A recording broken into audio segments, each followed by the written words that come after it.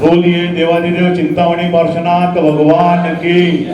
बोलिए देवादिदेव मूलनायक श्री आदिनाथ भगवान की। बोलिए युगल आचार्य श्री गुरुवर महाराज की। आजच्या कार्यक्रमाची सुरुवात आपण मंगलाचरणाने करूया। मी सौ मंगला जैन यांना आमंत्रित करतो की त्यांनी मंगलाचरण प्रस्तुत करायचं आहे।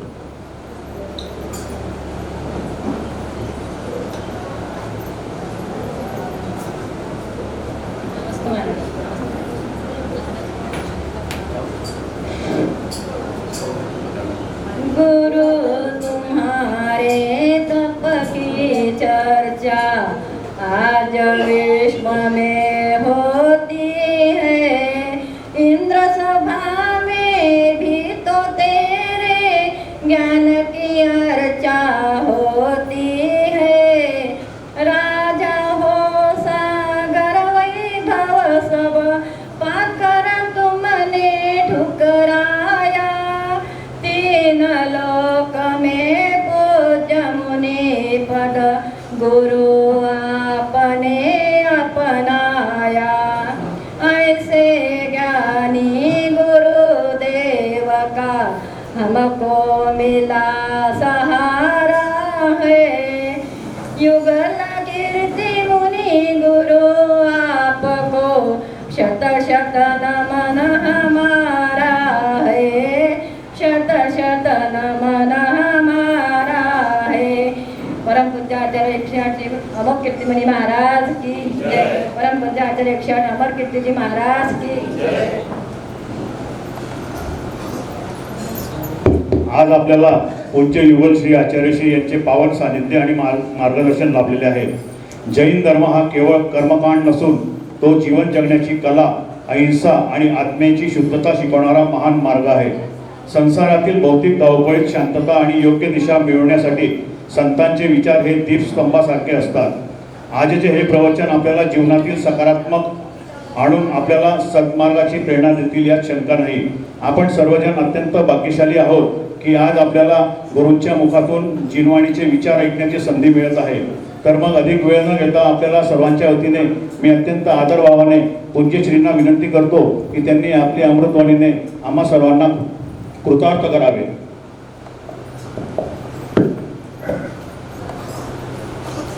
जे छाया झाणगी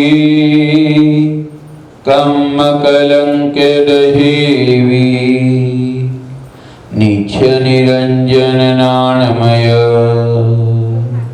ते परमपण भेवी। देवनंदी जी को नित नमो ज्ञान कले खिल जाए। गुरुवर की ज्ञान गंगा में जीवन मम धुल जाए। सरस्वती नमस्तस्यै विमल ज्ञान मूर्ते विचित्रालोकयात्रेयं यत्प्रसादात् प्रवर्तते यत्प्रसादात् प्रवर्तते। जय बोलो देवादेव 1008 श्री चिंतामणि पार्श्वनाथ भगवान की। चारित्र चक्रवर्ती आचार्य श्री शांति सागर जी महाराज की। आचार्य प्रवर श्री महावीर कीर्ति जी महाराज की। परम पूज्य गणाधिपति गंडाचार्य गुरुवर कुंतु सागर जी महाराज की। परम पूज्य गुरुवर प्रज्ञाश्रमण आचार्य श्री देवनंदी जी महाराज की। श्रीमद जैन धर्म की जय बोलो आचार्य श्री अमर कीर्ति जी महाराज की जय।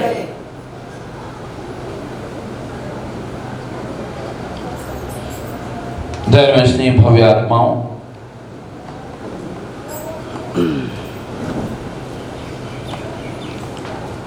संसार में कोई भी पदार्थ का, कोई भी वस्तु का महत्व तब बढ़ता है जब वह वस्तु व चीज अपने गुणों से परिपूर्ण होती है। अगर वस्तु अपने अर्थ क्रिया कारित्व से सहित नहीं है, अगर अब अपने गुणधर्म से युक्त नहीं है, तो उस वस्तु को हम अपने यूज में नहीं लेते, चाहे वह चेतन वस्तु हो चाहे वह अचेतन वस्तु है। संसार में सर्वत्र गुणों को देखा जाता है, गुणों के साचर्य को देखा जाता है। अगर गुणवान और गुणों की संगति व्यक्ति के जीवन में नहीं है तो वह व्यक्ति कितना भी बड़ा हो उसका कोई मूल्यांकन नहीं होता। आचार्य कहते हैं कि जिस प्रकार फूल है लेकिन उसमें सुगंध नहीं है तो उस फूल को कोई अपने हाथ में नहीं लेता। रूप है लेकिन उसमें गुण नहीं है तो उसका कोई औचित्य नहीं होता है। हर चीज होती है, ज्ञान है लेकिन विनम्रता नहीं है तो उस ज्ञान का कोई औचित्य नहीं होता है। उसी प्रकार आपके पास धन है लेकिन उसका आपका सदुपयोग नहीं है, उस धन का कोई औचित्य नहीं होता है। आपके पास हथियार है लेकिन युद्ध करने का साहस नहीं है तो उस हथियार का कोई औचित्य नहीं होता। मतलब उसका गुणधर्म उस वस्तु में होना चाहिए। नदी किसको कहेंगे जिसमें से पानी बह रहा है? नदी कह रहे लेकिन पानी नहीं है तो उस नदी का कोई औचित्य नहीं है। अगर पीछे है लेकिन इसको लेने वाला कोई साधक नहीं है तो इसकी कोई कीमत नहीं है, इसकी कोई वैल्यू नहीं है। मतलब किसी भी पदार्थ की अगर हमारे लिए कीमत आपनी है, किसी भी वस्तु का हमें अगर मूल्यांकन करना है तो उस मूल्यांकन को प्राप्त कराने वाले उसके गुण होते हैं और उन गुण इंसान है लेकिन उस व्यक्ति के अंदर इंसानियत नहीं है तो उस व्यक्ति को हम इंसान कैसे कहें? सिर्फ अकेले नाम से मानव है लेकिन मानवीयता नहीं है तो उसके लिए कोई औचित्य नहीं है। भक्त है लेकिन अंदर भगवान के प्रति भक्ति नहीं है तो उसे भक्त कहेंगे क्या? मतलब जिन शब्दों का हम प्रयोग कर रहे हैं उन शब्द के अनुसार उसके अंदर उसकी गुणवत्ता होनी चाहिए और वह गुणवत्ता को प्राप्त करने के लिए ही यह मनुष्य जन्म हमारे लिए प्राप्त हुआ। अगर शुरू से हमारे अंदर गुणवत्ता होती तो हम शुरू से भगवान के जैसे पूजने लगते। अगर शुरू से अंदर हमारे अंदर मानवीयता होती तो हम इंसान के रूप में भगवान जैसे मानने लगते। लेकिन यह नहीं है और उसी गुणों की प्राप्ति करने के लिए ही हमारे लिए इतिहास को देखना पड़ता है। इतिहास को हमारे लिए अवलोकन करना पड़ता है।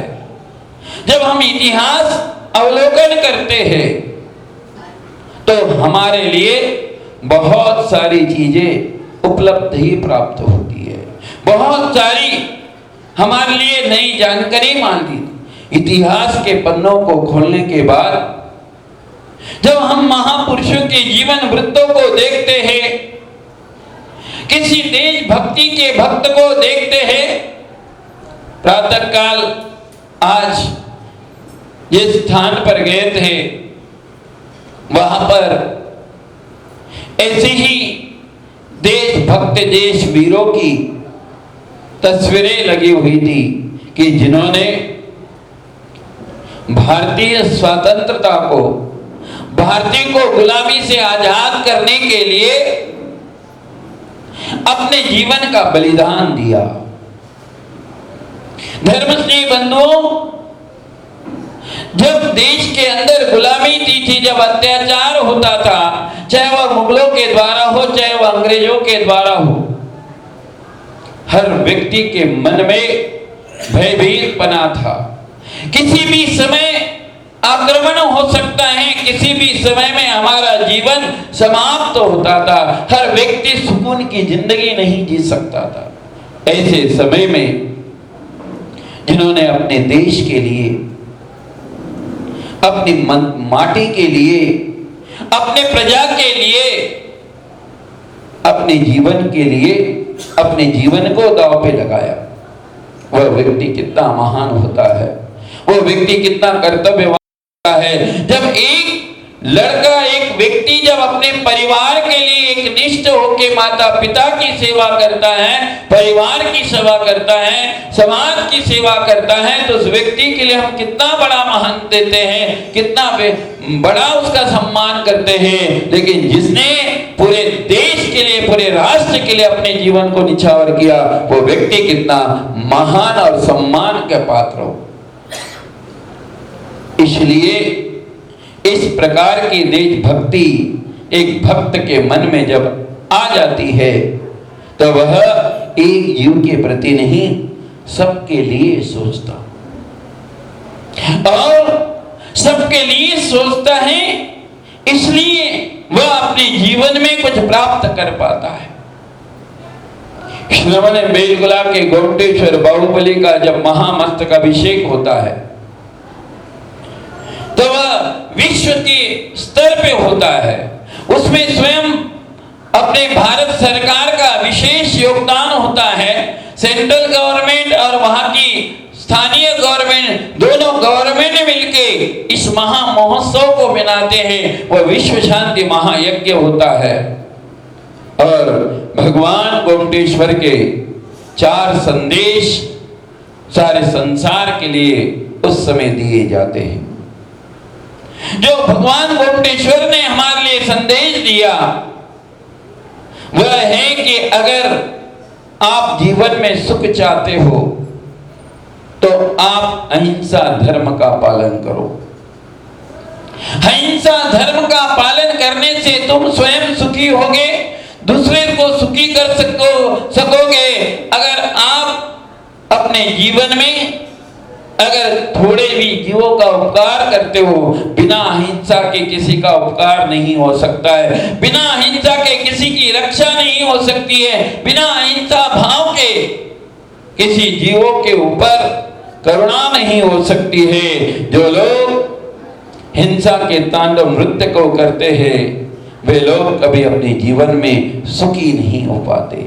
आप थोड़ा सा विचार करो कि हमारी एक छोटी सी उंगली कट जाती है तो हमें कितना दर्द होता है, कितना कष्ट होता है, और हम बड़ी क्रूरता से, निर्दयता से दूसरे जीवों को मारकर अपने जीवन की भूख मिटाते हैं। ऐसे लोग कभी जीवन में सुख शांति से नहीं रह सकते। तो भगवान गोमटेश्वर ने यह मूर्ति हमारे लिए संदेश सारे संसार में देती है, क्योंकि जब वे खड़े थे तो उन्होंने वो अपनी जमीन से 1 इंच भी अपना हलन चलन नहीं किया। उनके शरीर पर बेले चढ़ गई। क्यों?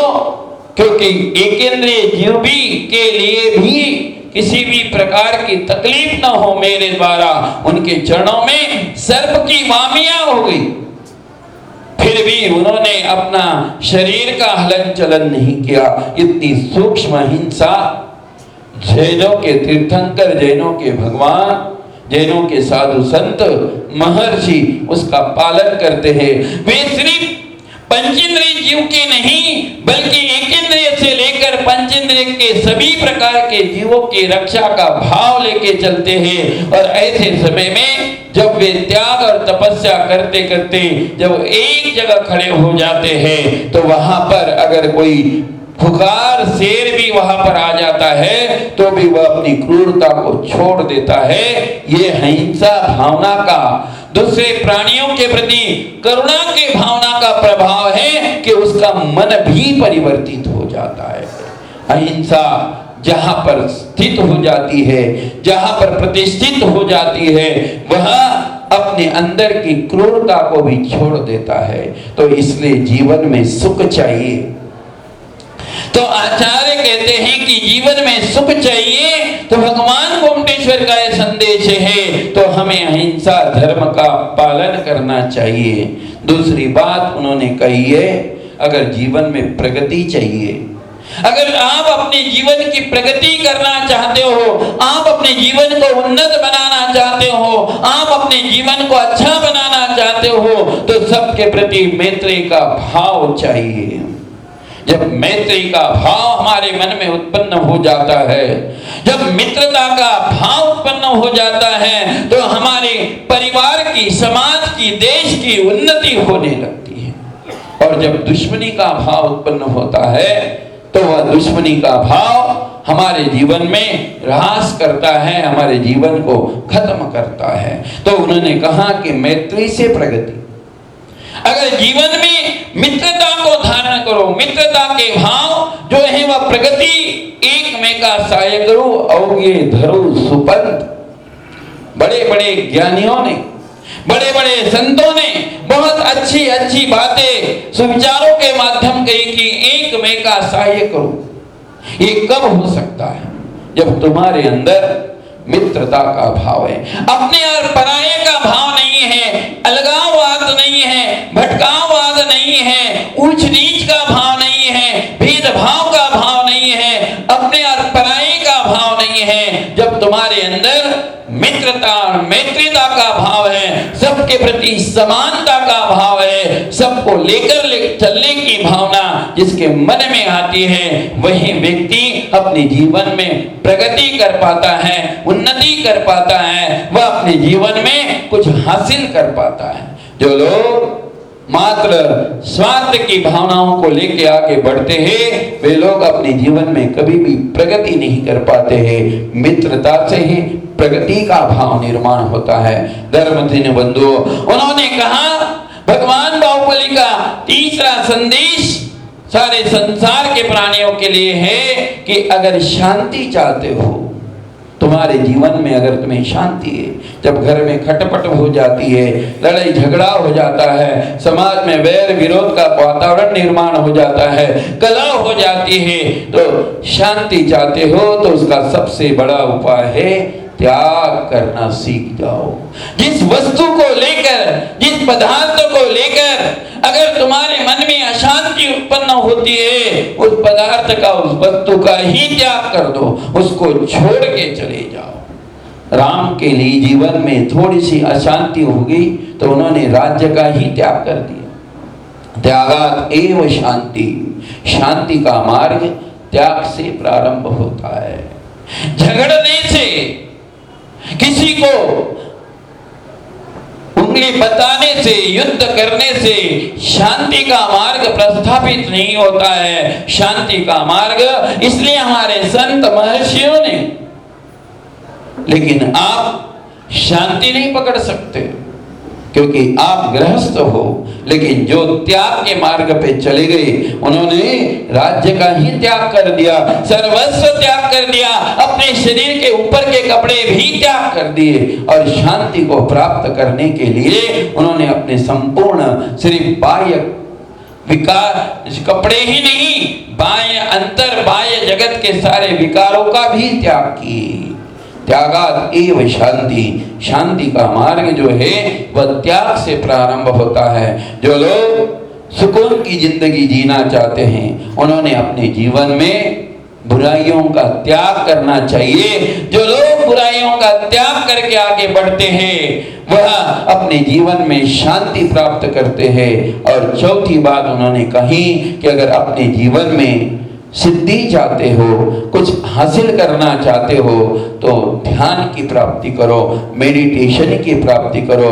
अगर आप अपने जीवन में अगर शांति पूर्वक ध्यान की एकाग्रता की ओर बढ़ते हो, तो आप जो चाहोगे वह आपके लिए प्राप्त हो जाएगा।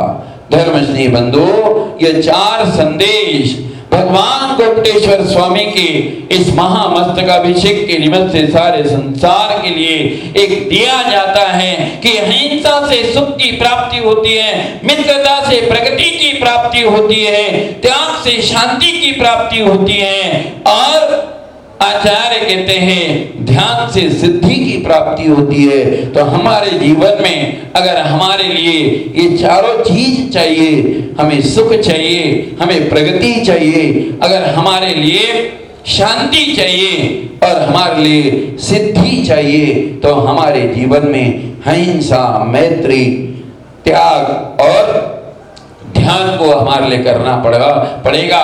ये गुण अगर हमारी आत्मा के अंदर प्रकट हो जाते हैं तो हमारे लिए भी वह उपलब्धियां हो सकती है और इसी उपलब्धियों के माध्यम से ही आत्मा जो है परमात्मा के स्वरूप को प्राप्त हो सकता है। तो हम अपनी आत्मा को उन्नत बनाने के लिए इन महापुरुषों के जीवन के आदर्श को अपने जीवन में अपनाएं और जो भगवंतों के द्वारा संदेश हमारे लिए दिए हैं वह अगर हम अपने लौकिक जीवन में भी अपनाते हैं तो आपके लिए भी वहां सुख की प्राप्ति होगी, वहां शांति की प्राप्ति होगी, वहां आपकी प्रगति होगी और आपके कार्य की सिद्धि होगी। ऐसा नहीं कि ये संदेश सिर्फ साधु संत को अपनाना चाहिए। अगर आप किसी के लिए दुख नहीं दोगे तो आपके लिए सुख मिलेगा। अगर आप हिंसा के भाव नहीं रखोगे तो आपके जीवन में भी सुख।